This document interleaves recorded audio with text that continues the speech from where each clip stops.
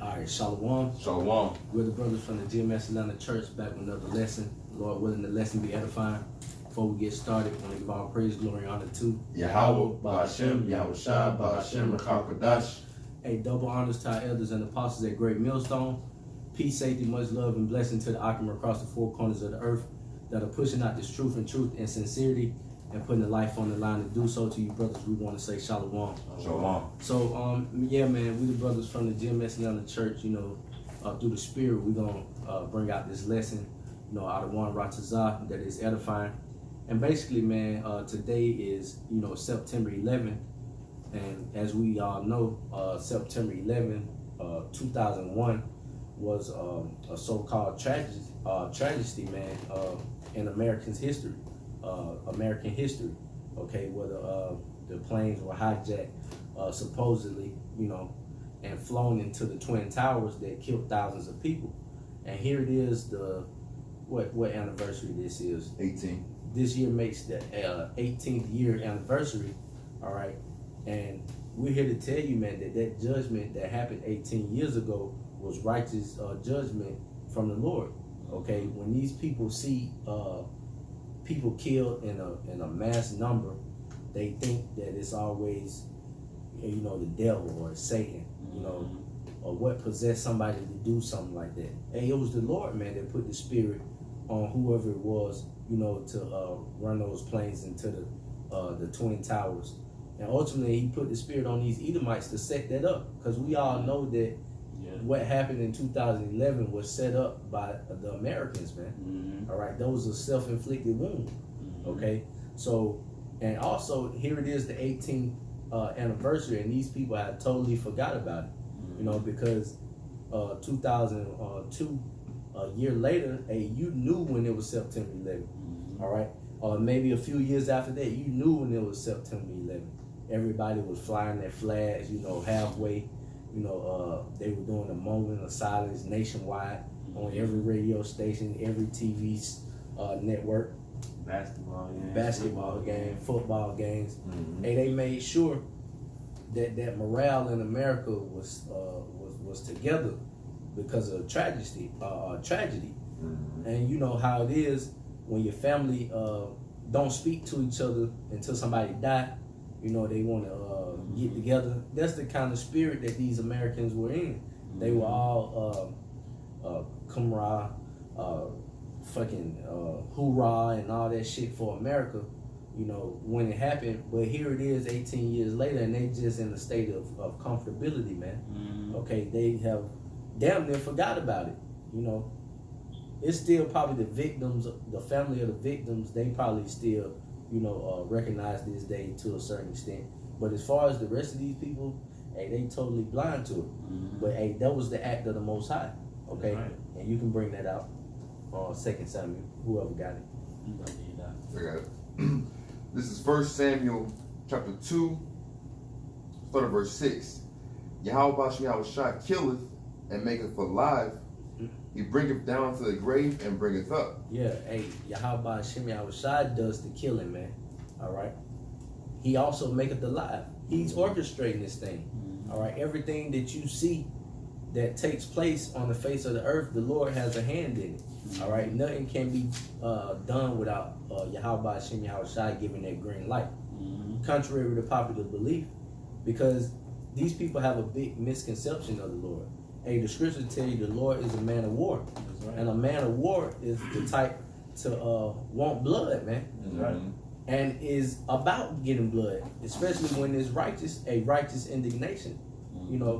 What the scriptures also tell you that it is a righteous thing to recompense tribulation to those that trouble you. So the Lord is all about revenge. And why is he getting revenge on this place?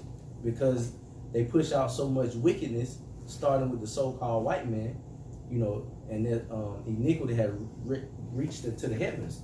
All right, they push out all kind of wicked vibrations and abominable things. That's why the Lord is not holding his hand when it comes to these Edomites. That's right. And that shit that happened in 9/11, it wasn't none really. The Lord got a particular judgment set up for this place, that's going to be the end all be all of America, man. That's gonna turn this place into a desert. Yeah, he gonna destroy America, man. That one, little part of New York, being touched, man. The Lord got something way worse than that, man. I got something for you out. For you, Brother This is Amos chapter 9, verse 8. Behold, the eyes of the Lord power are upon the sinful kingdom, and I will destroy it from off the face of the earth. That's right, because the brother was speaking on that the Lord has something in store, for this wicked kingdom, man. And like he was saying, there's nothing that you can do about it, man. Hey, the memorial that's coming for America is the desolation that no one is even going to be able to dwell here, man. All the unclean birds and animals, that's going to be the new memorial for America, man. You can say, saving that I will not utterly destroy the house of Jacob, saith the Lord. So, hey, he's not going to destroy his men. He's going to save, his righteous men. Why? Because we've been pushing out, these prophecies and these, the truth like he commanded us to do. But for you wicked people, you got a way worse judgment, than 9/11 coming, man. There was more on that. There's some more. I got something for you too, Barack. Amos 9:9. For lo, I will command and I will sift the house of Israel among all nations, like as corn is sifted in the sieve, yet shall not the least grain fall upon the earth. Yeah, hey, and right along with these wicked Edomites, 2/3 of our people is gonna be caught up in that destruction too, man. All right, the seed of Israel, but the Lord is not gonna utterly destroy the seed of Jacob. The scriptures speak of 2/3 therein being cut off, and the 1/3 being left therein. Okay, so Israel is not going to be totally obliterated with America. Okay, but 2/3 of our people are, because they're wicked. They're joined into this white man. All right, they looking to the white man as their savior. They're looking to the white man, to get them out of certain situations. Right. They're looking for the white man to come in and step in and be their hero, so to speak. They're not looking to their power, Yahweh Shem Yahushai. And I'm speaking on our people, man. Us Israelites. Our people are they got their head so far up Esau's ass till they can't see past America. And for that particular reason, they're going to be destroyed right along with this place. Right? You had something? Yeah, let's have a quick one this morning. I want you to speak about. Is Wisdom of Solomon, chapter 3 and verse 1. Says, but the souls of the righteous are in the hand of the Most High. Yep. And there shall no torment touch them. Yeah. Hey, so that's why we do what we do, man. Because we want to be in that number that won't be touched. All right.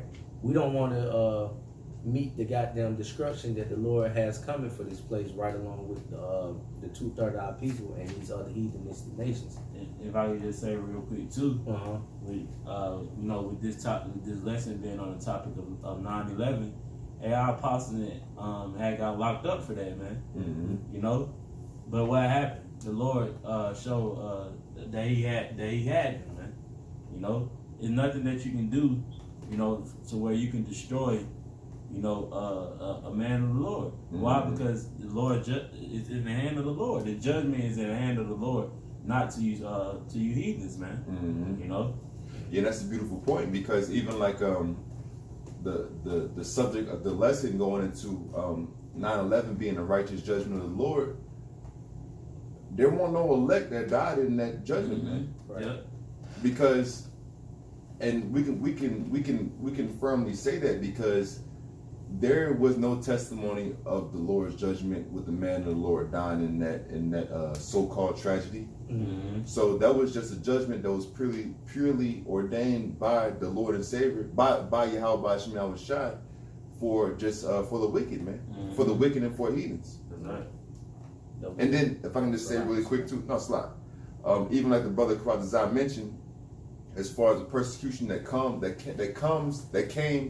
to the apostles and may possibly come our way as well, that persecution is going to come for the furthering of the gospel. Mm-hmm. You see, and the scripture you speak about how we're blessed when we're hated, you know, and when we're persecuted. Yeah. You see, so Esau can't do anything against the truth before this truth, man. Mm-hmm. You know, so even like the brother Rock was speaking about earlier, anything that Esau does is only to their detriment. It's for our benefit, because the more that Esau does, understand this also, that Esau works on the left hand side.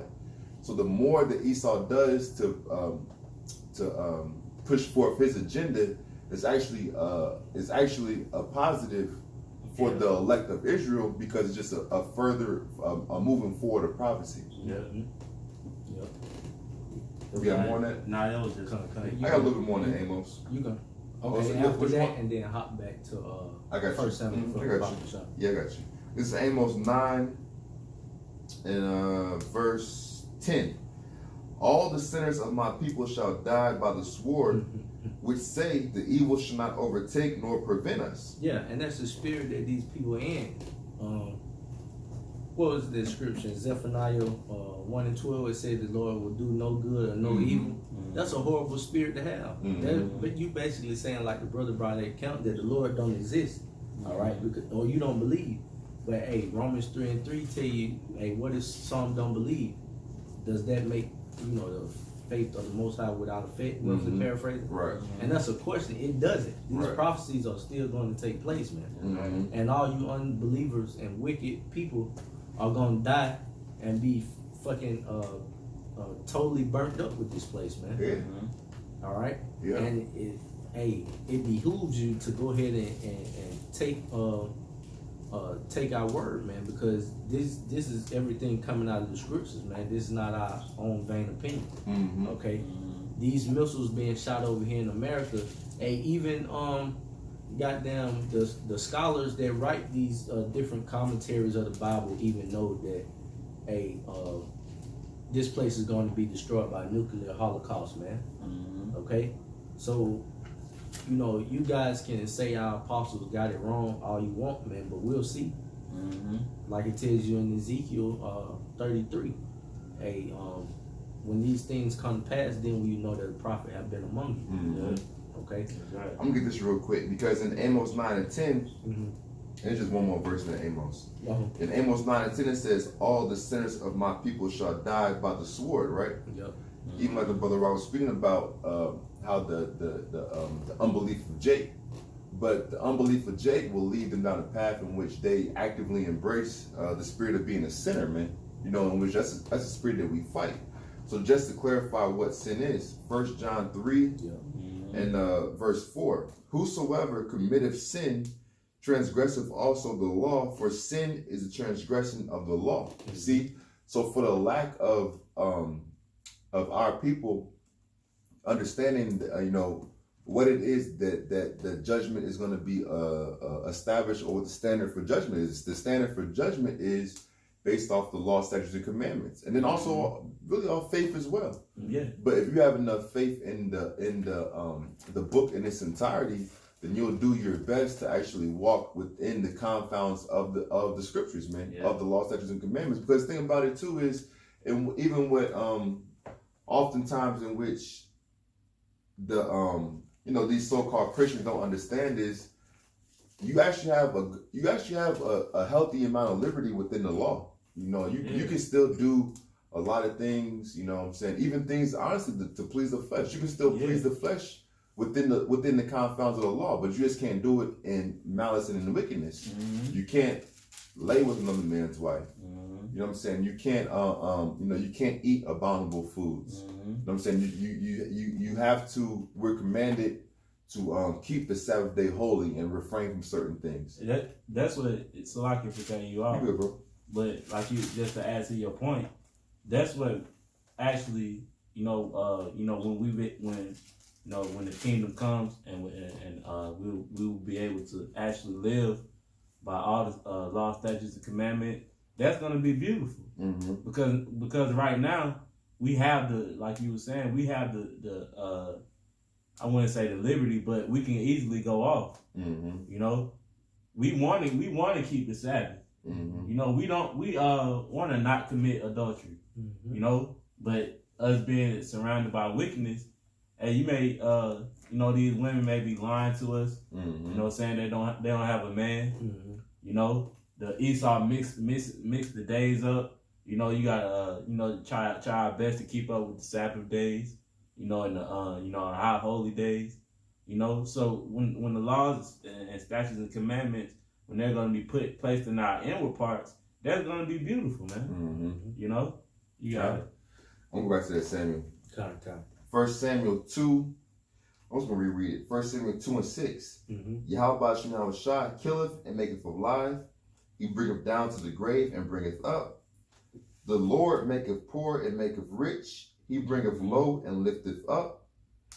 Even going to the judgment of 9/11. Okay? You know, we know that 9/11 was an inside job. You know, that the elites of so-called Illuminati, the elites of Esau, Edom, actually orchestrated that event, but really it was Yahweh Shem Yahushua putting a spirit on them to do that event, because they, you know, that was really a sacrifice.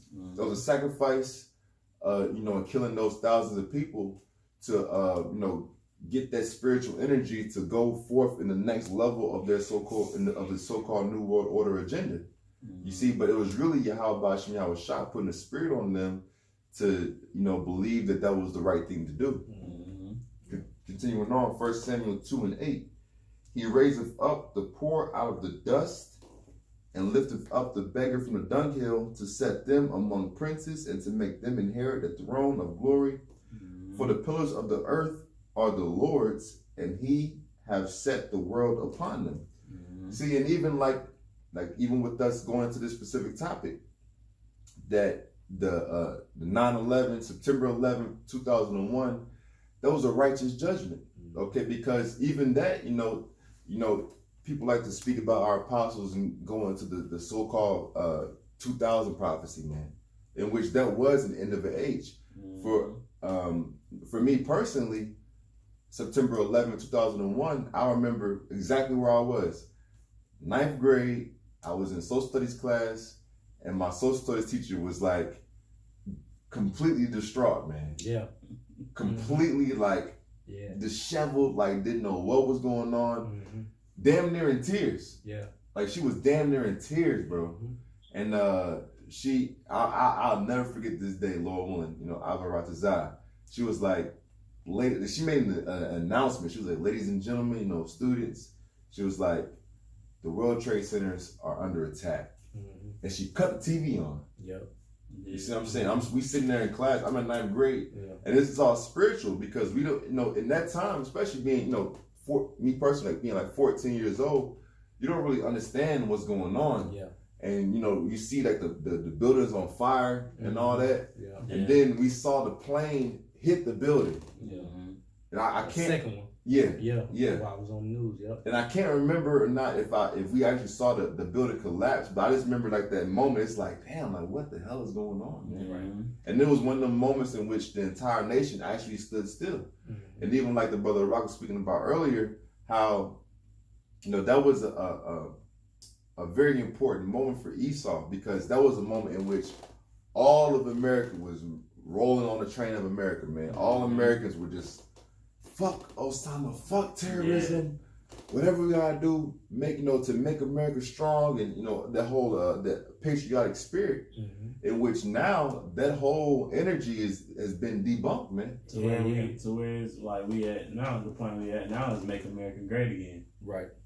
You know, it went from that to the spirit of can nobody touch America to make America great again. Right. And then, you know, to Yadai's point, that whole feeling in America around that time is a totally different spirit than it is now. We was just speaking before we cut the camera on how we didn't even realize today was September 11th. Nope. Because that's how far gone that memory and those feelings and that emotional high that the people were on at the time is so far removed from them. We remember a time where you knew it was fucking 9/11. It was like the world almost stopped, you know, to honor those that lost their lives on that day, okay? But now, shit, brothers didn't even know until a brother mentioned it, because that is just America's full of mirth and party and shit, you know, and then the state of being comfortable. America is a goddamn unwalled village, man. Unwalled village is a group of people that are in a state of being as comfortable to the point where they feel like they can't be touched, and that's the point. That's the spirit these Americans are in, man. You know, you don't even fucking know that on this particular day, 18 years ago, thousands of so-called Americans lost their lives, man. All right, to now it's just like whatever, you know. If I can make a quick point off just off what you said, because I was listening to the news outlets today, and one of the news anchors was speaking about September 11th, and like I said, just like me personally, me knowing where I was in ninth grade, and she was like, you could tell it wasn't sincere before she even spoke about it, but she was like, yeah, I remember when I was in kindergarten and this happened. One of the reasons why I don't have the same effect, because these kids, it's too long ago. Yeah. And that's how we know that Esau's gonna be planning more and more of these big events soon. Yeah. Because trying to get America back into that make America great spirit, you know what I'm saying, and come together and unify. Something gonna have to happen. These events have to happen to get the spirit back, get Americans back in tune with the agenda of the elites. But the thing about it is, now that the spirit of Yahweh Hashem Yahushua has come upon this land, it won't ever get to that point. That was the height of American patriotism. Really, if America wanted to make a move, that was the time to go ahead and push World War III. Because even if you think about the state of China, the state of Russia, the state of the BRICS nations, they weren't strong like they are now 18 years ago. Really, America was at the height of its pinnacle. Even with the technology boom, Silicon Valley, the height of that was like 90, 97, 98, 99. Then you had the Silicon Valley bubble pop, whatnot, and that's why Esau even pushed that energy in 2001. Really, America's go time was at the turn of the century, man. At the turn of the millennium, because they could have just went ahead and did what they had to do. They came off the so-called victory of the Persian Gulf War. They should have just went ahead and pushed in. But when they hesitated, that was their ass. Because now, even though we spoke about the so-called, people going to the 2000 prophecy, in which that was a stumbling block set up from Yahweh Hashem Yahushua to weed out the insincere and those who didn't have the actual faith to endure unto the end. From then until now, the truth is gone. In which now it's too much truth out here. That spirit of truth is written up in Daniel 12. You even like just going down the road. You go down the road in Georgia, there's a law. You ain't supposed to be on your phone when you're driving. But you drive down the road, everybody on their phone, looking at something. That's the increase of the information, the increase of knowledge written in Daniel 12. In which now the spirit of truth is out here with Yahweh Hashem Yahushua, the Holy Spirit, his men, his prophets being raised up. Now it's too late for Esau. We got something real quick. Either one of y'all brothers got it. This is Amos 3:6. It says, "Shall a trumpet be blown in the city, and the people not be afraid? Shall there be evil in the city, and the Lord have not done it?" Yeah, it says, "Should there be evil in this city, and the Lord have not done it?" And really, it's kind of like a rhetorical question, man. Because we already brought the precepts out that the Lord does the good and the evil, man. Because the scriptures speak about that he's a just power, man. He's a balanced power, man. And that's the best way to be, man. Unlike you, how you heathens are. Because we were speaking about that before the camera as well. How Esau don't know how to show mercy. You lock a person up for 150 years. Like, come on, bro. Where's the balance at in it? But the Lord is the ultimate balance. Why? Because he rewards the good and he rewards the evil, and he creates the good and creates the evil, man. So how can you get around that? You can't. So tying back into the lesson, shit, that what happened in 9/11, that was righteous judgment from the Lord because He ordained it. And it's a lot of people that have a big misconception about the Lord. Why would the Lord kill so many people? Because these motherfuckers is wicked. All right, and He seen it necessary that every last soul that died on that particular day, it was their time, man. It was time for that spirit in those bodies to be called back, man. Right. And to be judged. Some of those same souls that were taken in 2001 are back on the face of the earth today to meet the ultimate judgment, which is these missiles, man. So they're gonna meet death twice, man, in this lifetime. You said you got? Yeah, I got some. This second Ezra chapter 14. Verse 35.